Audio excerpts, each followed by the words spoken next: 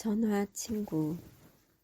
전화 다이얼을 다 돌리기도 전에 나는 내가 번호를 잘못 눌렀다는 걸 알았다. 전화벨이 한 번, 두 번 울리고 누군가 수화기를 들었다. 전화 잘못 걸었소. 내가 미처 무슨 말을 하기도 전에 목이 쉰 듯한 남자가 대뜸 소리치고는 일방적으로 전화를 끊었다. 나는 이상한 기분이 들어 다시 같은 번호를 돌렸다. 전화 잘못 걸었다고 하지 않았소. 여전히 그 목소리였다. 그리고는 또다시 쾅 하고 전화 끊는 소리가 들렸다. 그런데 잘못 걸려온 전화라는 걸 어떻게 알았을까? 그 무렵 나는 뉴욕시경에 근무하고 있었다. 경찰은 매사에 호기심과 관심을 갖도록 훈련을 받는다.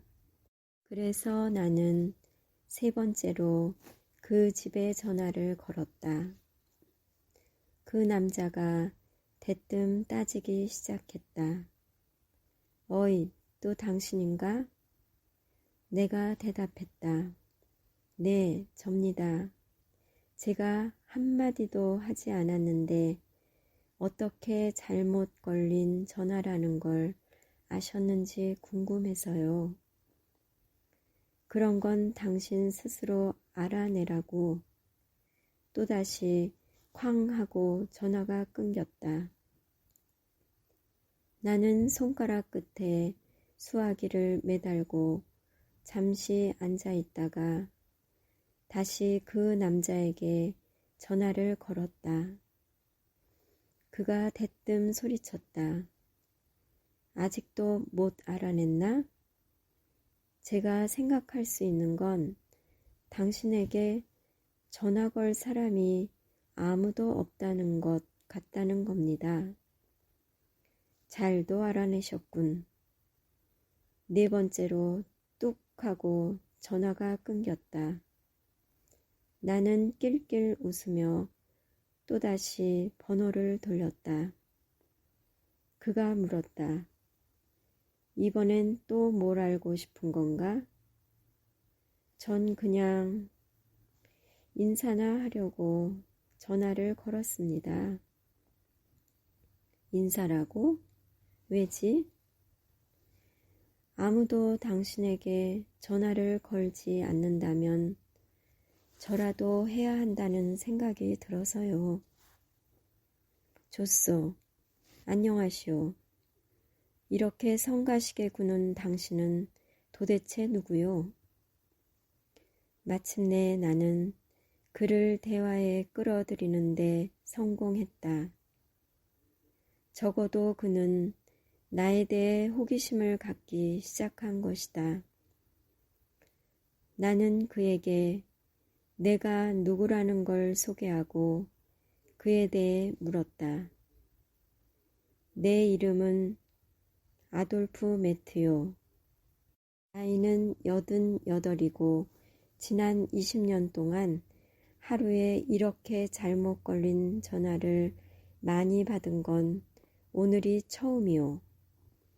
그 말에 우리 둘 다 웃었다. 그리고 나서 우리는 10여 분간 통화를 했다. 내가 알아낸 사실은 아돌프 씨에겐 가족도 없고 친구도 없다는 것이었다.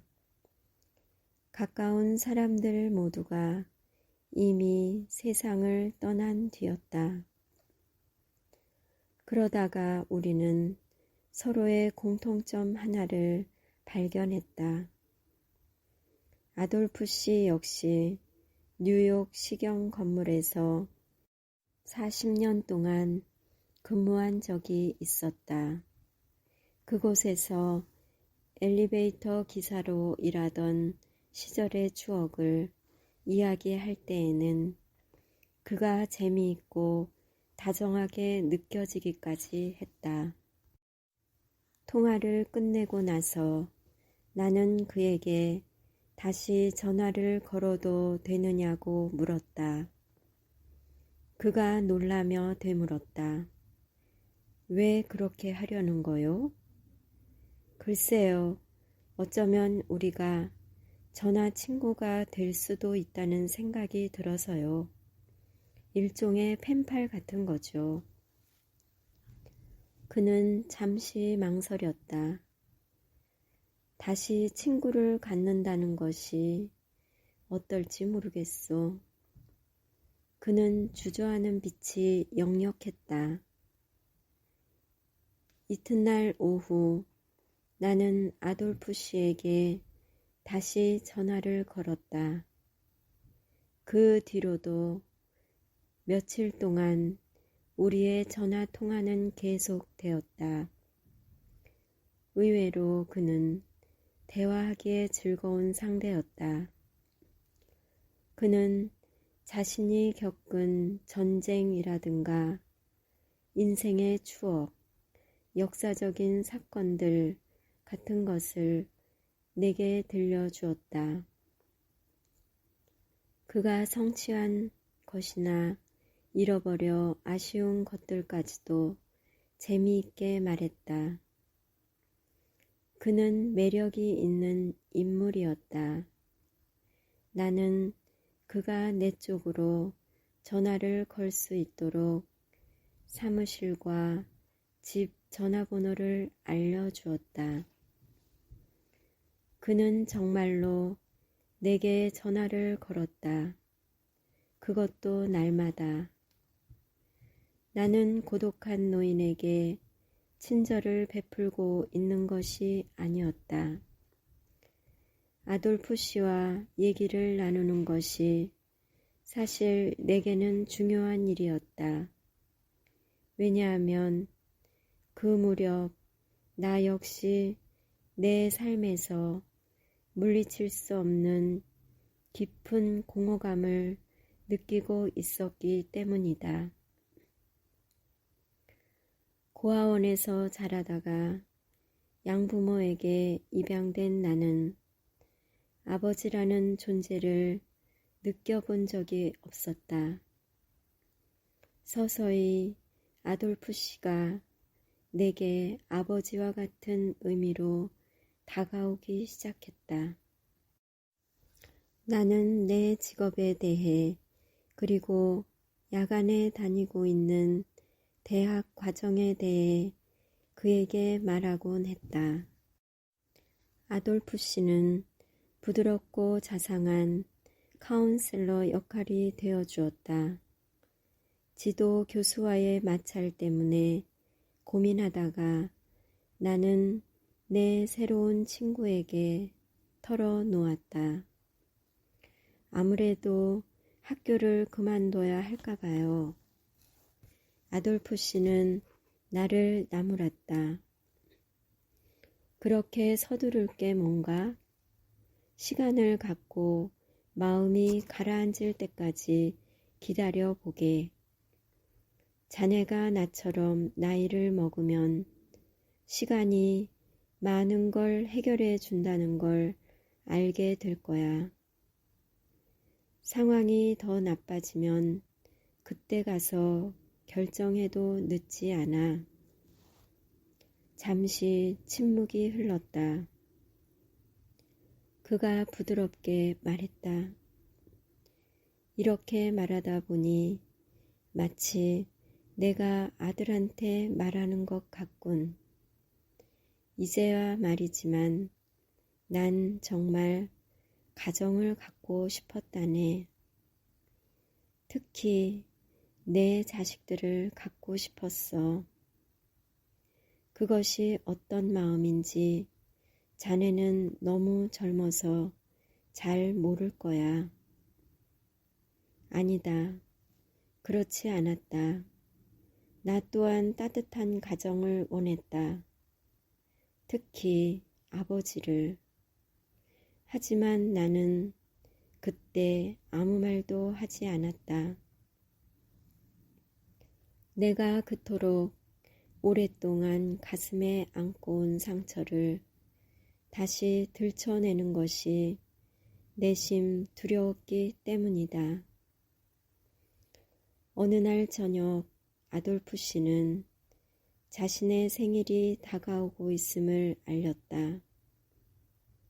나는 커다란 종이를 사다가 직접 축하 카드를 만들고 케이크를 하나 샀다. 케이크에 꽃을 초와 함께 카드에는 나와 함께 일하는 모든 경찰들과 경찰서장에게까지 축하 서명을 받았다. 서명한 사람이 모두 100명이 넘었다. 그 무렵 우리는 넉 달이 넘게 전화로 대화를 나누고 있었다. 따라서 이제는 서로 얼굴을 봐도 좋을 때라고 나는 여겼다. 그래서 나는 직접 축하 카드를 배달하기로 마음먹었다. 아돌프 씨에게는 내가 간다는 걸 알리지 않았다. 난 그냥 어느 날 아침 그의 주소를 손에 들고 출발해 그가 사는 아파트 앞에 차를 세웠다. 아파트 건물로 들어서는데 우체부가 복도에서 우편물을 분류하고 있었다. 내가 우편함으로 다가가 아돌프 씨의 이름을 확인하는 순간 우체부가 고개를 끄덕였다. 주소가 맞다는 뜻이었다. 이제 내가 서 있는 곳에서 20걸음만 가면 그곳에 아돌프 씨가 있었다. 나는 흥분이 되어 가슴이 뛰었다. 우리가 전화로 얘기를 나눌 때처럼 직접 만나서도 똑같은 공감대를 느낄 수 있을까? 나는 약간 두려웠다. 어쩌면 그는 나의 친아버지가 나를 버리고 떠난 것처럼 나를 거부할지도 모른다는 생각이 들었다. 아돌프 씨의 집 앞으로 다가가서 문을 두드렸다. 아무 대답이 없었다. 나는 더 세게 문을 두드렸다. 우편물을 분류하다 말고 우체부가 나를 빤히 쳐다보았다. 그가 말했다. 그 집엔 아무도 안 살아요. 나는 약간 바보가 된 기분이 들어서 웃으며 말했다. 이 집주인이 전화 받듯이 한다면 아마도 나는 하루 종일 문을 두드려야 할 겁니다. 우체부가 물었다. 그 집주인하고 친척인가요? 아니요, 그냥 친구입니다. 그러자 그가 조용히 말했다. 정말 안 됐습니다. 아돌프 씨는 그저께 세상을 떠났습니다. 죽었다고? 아돌프 씨가? 잠시 아무 생각도 할 수가 없었다. 도저히 믿을 수가 없고 너무 충격이 심해서 그곳에 멍하니 서 있었다.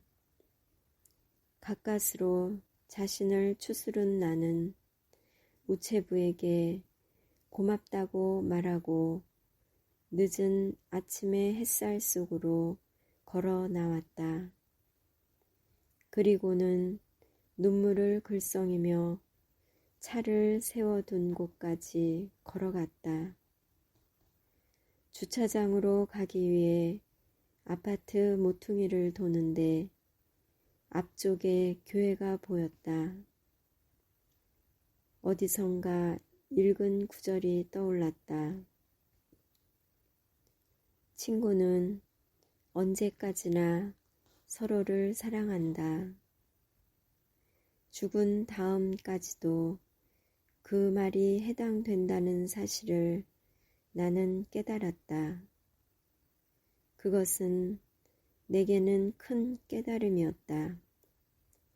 때로 갑작스럽고 슬픈 일이 일어나 우리의 삶에 등장했던 특별한 존재의 소중함을 일깨운다. 이제 처음으로 나는 아돌프 씨와 내가 얼마나 가까운 사이였는가를 느꼈다. 나는 참으로 편안하게 그를 친구로 받아들였고 이제 그 덕분에 다음번 친구도 그렇게 사귈 수 있으리라는 걸 알았다. 서서히 어떤 따스함 같은 것이 나를 감싸기 시작했다. 아돌프 씨의 퉁명스런 목소리가 귀에 들리는 듯했다. 전화 잘못 걸었소. 이어서 내게 왜 다시 전화를 걸려고 하느냐고 묻는 그의 목소리가 들려왔다. 왜냐하면 당신은 나한테 소중한 사람이니까요, 아돌프 씨. 나는 아무도 듣는 이 없는 허공을 향해 큰 소리로 대답했다. 왜냐하면 당신은 내 친구이니까요. 나는 뜯지도 않은 생일 카드를 차 뒷좌석에 던져놓고 운전대 앞에 앉았다. 차에 시동을 걸기 전에 나는 뒤를 돌아보며 속삭이듯 말했다. 아돌프 씨, 난 그때 전화를 잘못 건 게 아니었어요. 어쨌든 당신은 내 친구가 되었으니까요.